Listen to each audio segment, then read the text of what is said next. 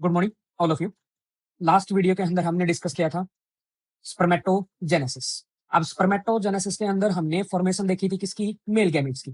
Today we discuss about structure of male gametes, जो अपना क्या था, स्पर्म। अब मेल गैमीट्स अपना स्पर्म है, स्पर्म्स के स्ट्रक्चर के बारे में आज हम क्या करने वाले हैं, डिस्कस करने वाले हैं। अब जो अपना स्पर्म है, स्पर्म अपना मेल गैमीट्स है और ये होता कैसा है, हैप्लॉइड।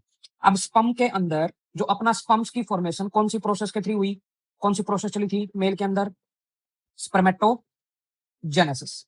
अब जो स्पर्मेटोजेनेसिस प्रोसेस के थ्रू किस चीज की फॉर्मेशन हुई थी, स्पर्मेटाइड। स्पर्मेटाइड। फिर स्पर्मेटाइड के अंदर एक प्रोसेस परफॉर्म हुई थी जिसको हमने नाम दिया था स्पर्मियोजेनेसिस। स्पर्मियोजेनेसिस। अब जो स्पर्मियोजेनेसिस प्रोसेस से फिर जो अपना स्पर्मेटाइड है किसमें ट्रांसफर हुआ था, स्पर्म के अंदर। ये हम ऑलरेडी डिस्कस कर चुके हैं लास्ट वीडियो के अंदर। आज हम प्रॉपर स्ट्रक्चर देखने वाले हैं किसका, मेल स्पर्म का या मेल गैमीट का। अब जो अपना मेल गैमीट या स्पर्म है, इस मेल गैमीट्स या स्पर्म्स को तीन पार्ट्स क्या है, मेजर किए गए हैं इसके अंदर, जो आइडेंटिफाई करते हैं। अब जैसे फर्स्ट पार्ट तो अपना कौन सा होगा, फर्स्ट पार्ट होता है इसके अंदर हेड,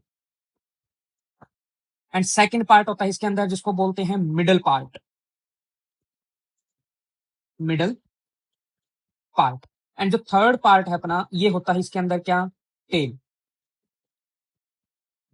समझ भाई बात। अब आ जाओ फर्स्ट पार्ट के ऊपर जो अपना क्या है, हेड। अब हेड के अंदर एक फर्स्ट अपना स्ट्रक्चर प्रेजेंट होता है इसके अंदर जिसको बोलते हैं एक्रोसोम।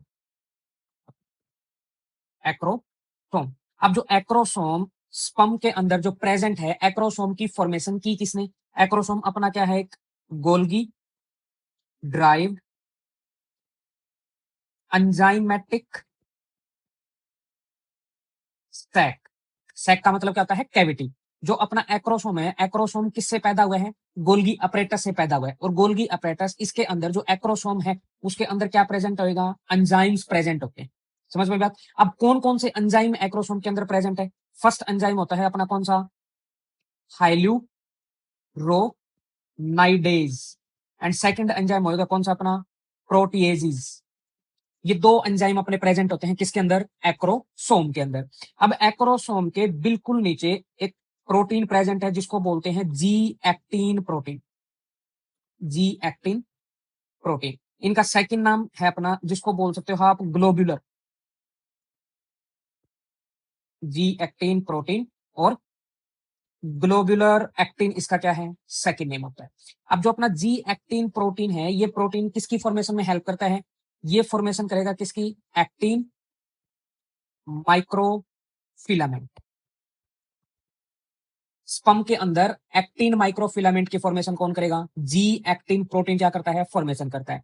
अब इसके नीचे अपना मेन पार्ट है स्पर्म का जिसको बोलते हैं हम न्यूक्लियस। अब न्यूक्लियस अपना कैसा स्ट्रक्चर है, ये हाईली कंडेंस्ड होता है या कॉम्पैक्ट भी बोल सकते हो। अब हाईली कंडेंस्ड या कॉम्पैक्ट किसकी वजह से है, इसके अंदर एक प्रोटामाइंस प्रेजेंट होता है, प्रोटामाइंस प्रेजेंट। अब ये जो प्रोटामाइंस है इसके अंदर ये है क्या, इसके एक तो क्या है अपना हाईली बेसिक होता है।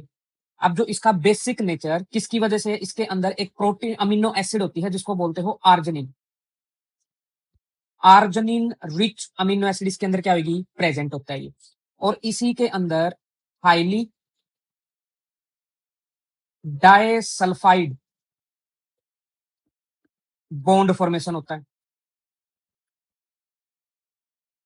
समझ में बात। जो अपना न्यूक्लियस है, न्यूक्लियस का स्ट्रक्चर कैसा है, कंडेंस्ड है, कॉम्पैक्ट है, किसकी वजह से, प्रोटामाइंस की वजह से। प्रोटामाइंस अपना हाईली बेसिक इन नेचर है, कौन सी अमीनो एसिड की वजह से, आर्जिनिन अमीनो एसिड की वजह से। आर्जिनिन अमीनो एसिड इसके अंदर हद से ज्यादा अमाउंट क्या होगी, इसके अंदर प्रेजेंट होती है। और जो अपनी इसके अंदर हाईली डाइसल्फाइड बॉन्ड की भी क्या होती है, फॉर्मेशन होती है। अब इसी के नीचे एक पार्ट और अपना न्यूक्लियस के नीचे जिसको हम बोलते हैं सेंट्रियोल, ये वाला पोर्शन सेंट्रियोल। अब ये सेंट्रियोल आगे जाके किसकी फॉर्मेशन करने में हेल्प करता है, टेल की फॉर्मेशन करने में क्या करेगा, हेल्प करेगा। अब इसी के नीचे जो अपना सेंट्रियोल, जो अपना मिडिल पार्ट है, मिडिल पार्ट के अंदर ये मल्टीपल्स क्या प्रेजेंट होती है अपनी, माइटोकॉन्ड्रिया प्रेजेंट होती है। ये सारी की सारी अपनी क्या है, ये माइटोकॉन्ड्रिया। माइटोकॉन्ड्रिया। अब माइटोकॉन्ड्रिया स्पर्म के अंदर क्या क्या हेल्प करेगी? एक तो स्पर्म्स के अंदर ये प्रोडक्शन करती है किसकी? एटीपी की, एटीपी प्रोडक्शन। और क्या करती है ये? रेस्पिरेशन।